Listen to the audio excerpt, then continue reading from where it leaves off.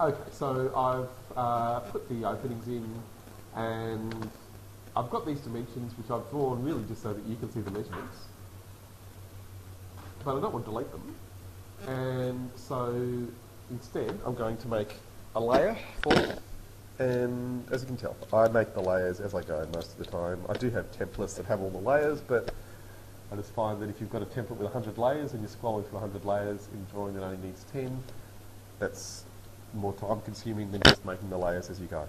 So I don't mind making them while I draw. So A and O, and then the suffix is up to you. Usually for things like this, dim for dimensions is fine. And then default line weight for dimensions is okay. You can make them a bit lighter than default. Sometimes if you take them to 0.18, that's good for the dimension lines. Depends on the font then as well, but that can also work. So I've got my layer for dimensions there, and I'll now just select all of those dimensions.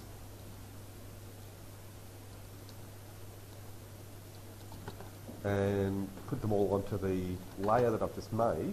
I've obviously left one out deliberately just so I can show you something in a second. So I'm going to go to my layer panel and choose Anode Dim. So they'll all change to that layer. I press Escape, and now I can come back to that same list, and with nothing selected, click on the light bulb next to the layer to turn it off. And I can see clearly that it's hidden all of those dimensions that I put onto the layer, but I left this one out, of course, so that I can show you. I can easily select that now that the layer's been turned off, and still choose that layer from the list here, and it will put it onto that layer, but it'll also just give me a message to let me know it's going onto a layer that's turned off.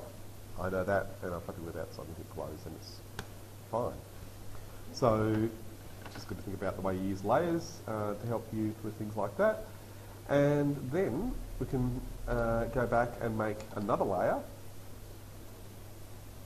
and this will be for our column. So A column concrete, or just conch is enough.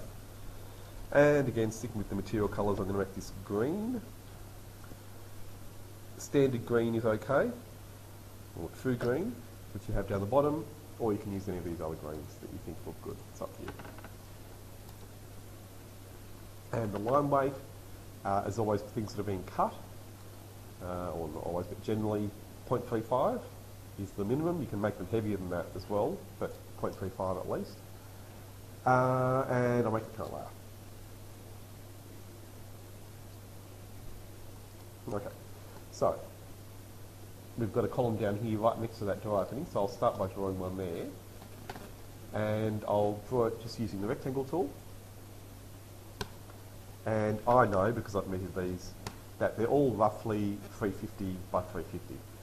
So I'm simply drawing a rectangle that size, 350 by 350. Now they do vary a little bit. The ones over near the windows will need to be adjusted. They're a bit smaller, but all of these along this wall are close enough to that size, 350 by 350.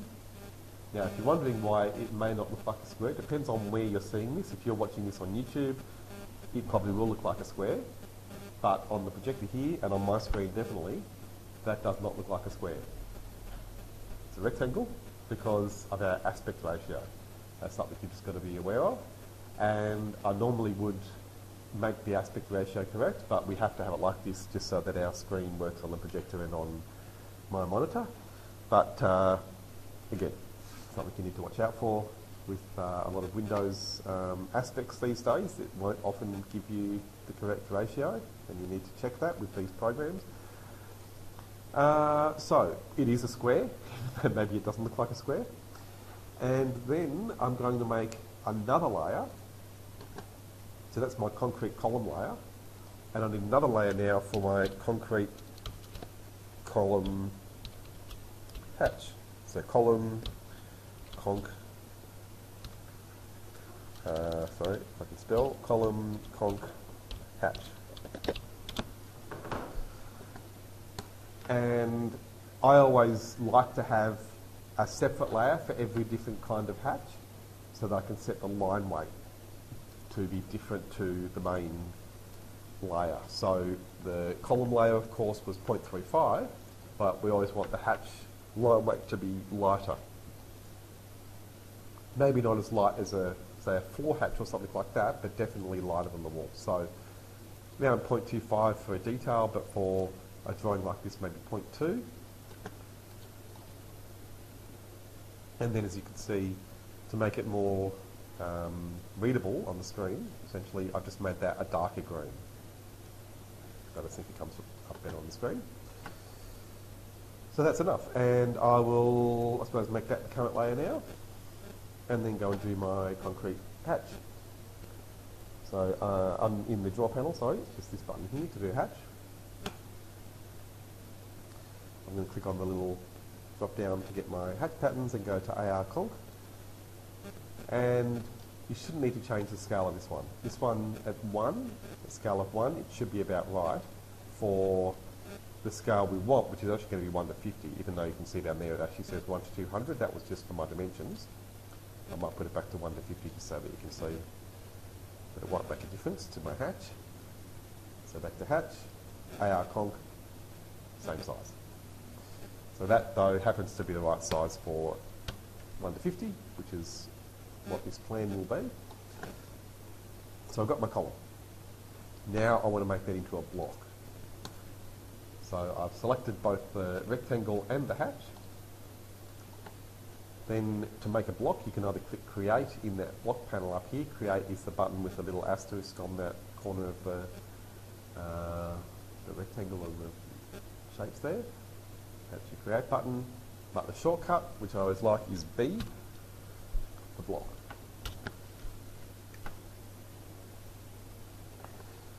So we'll call it, column conc 350 by 350. Then I'm going to pick my insertion point. That's really important, so I'm going to click Pick Point there. And then pick it up on the, maybe this corner is a good one. Yeah. One of the points on here, one of the corners really, any of those usually would be okay, but here I know I'm going to place it over there, so I'm going to pick this corner. I've selected the objects already, so you can see there it says 2 objects selected.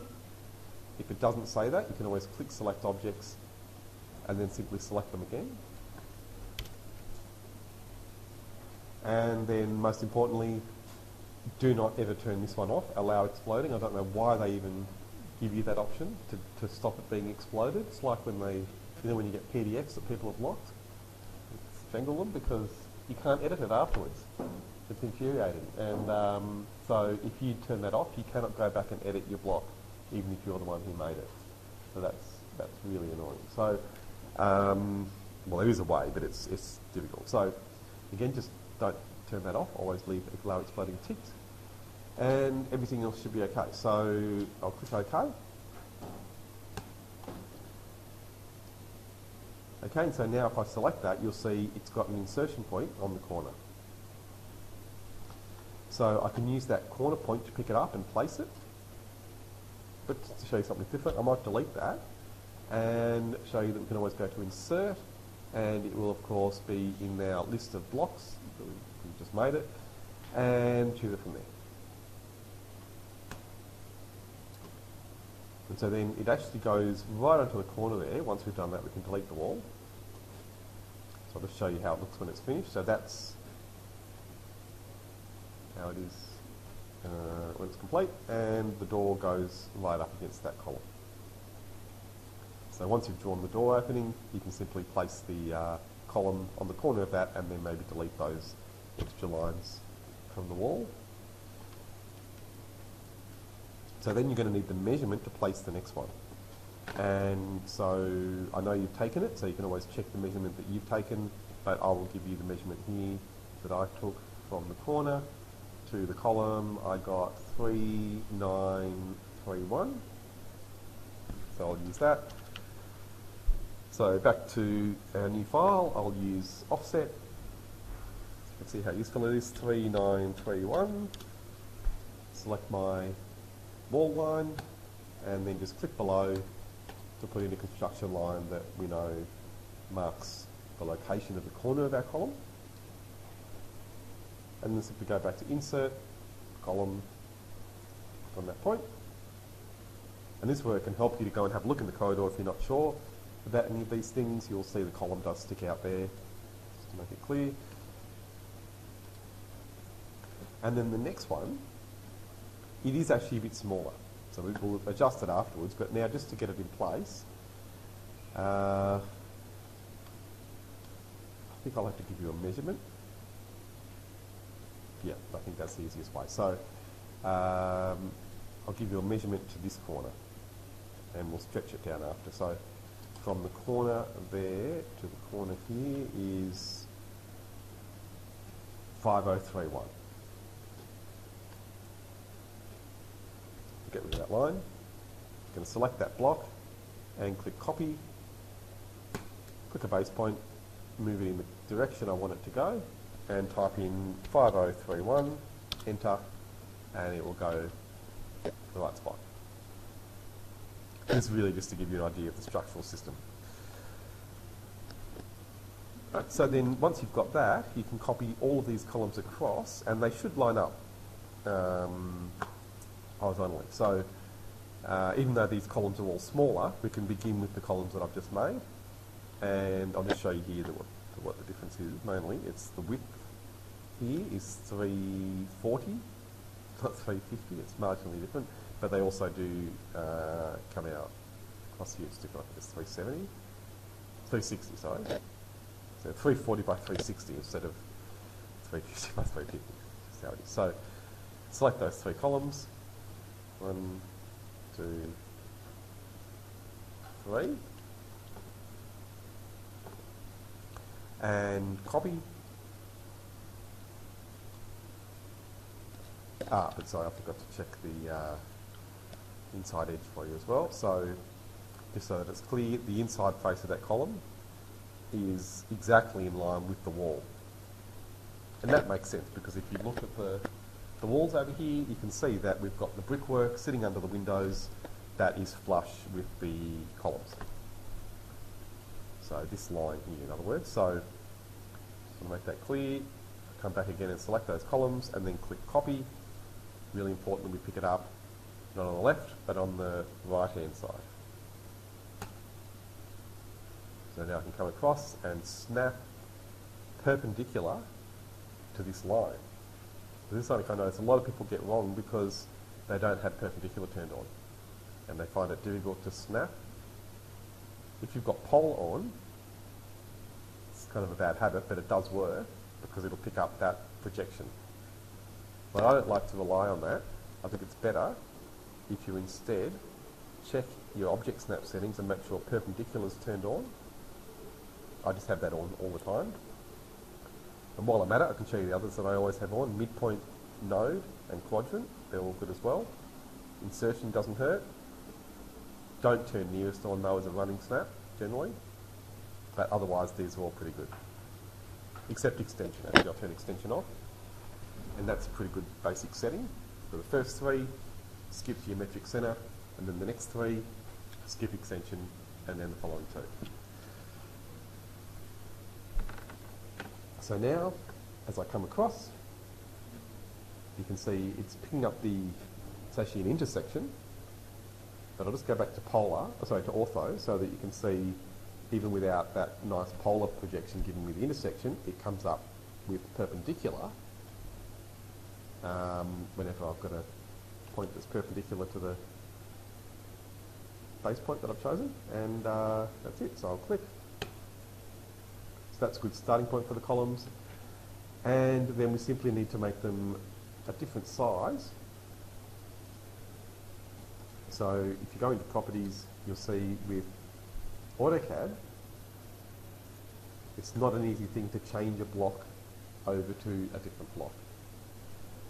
Unlike Revit. Revit, it's easy. AutoCAD, they make it a bit harder. So it's a better option instead to explode. So I'm going to select those three, and explode them. So they're not blocks anymore. And then I'll just zoom in and use stretch. And it's mostly this one that's the important one. You need to change the size because it affects your Windows layer. And it's a good chance to practice that stretch command. So that's what I'll do to finish. So again, just measuring the distance there. Well, it's 340, wasn't it? Yeah, so it's only 5 mil. That sounds like nothing, but it makes a difference to the windows. So using stretch, the key to make stretch work is to go right to left. You'll know it's right because it's green. If you notice that it's blue, you're going the wrong way. Right, so left to right gives you a blue window, that's your window. Right to left gives us a crossing, so I'm making sure I click on the right hand side and go to the left. Click, enter, click a base point, and then take it down. Well, I'll keep it centered, so I'm going to take it down 5. Then I'll repeat the stretch from the bottom, again to the left. Click, enter, click the base point, and then move it. Oops, missed the base point, and move it in the direction it should go, which is up this time, and then 5, enter. And now just to double check that, I'll measure, and you can see it's 340. The others, I'm going to stretch in a similar way, but it's a little bit easier for these. So I'm going to stretch again, and this time just get the bottom, and bring that up 10. So that gives me the, again, the 340.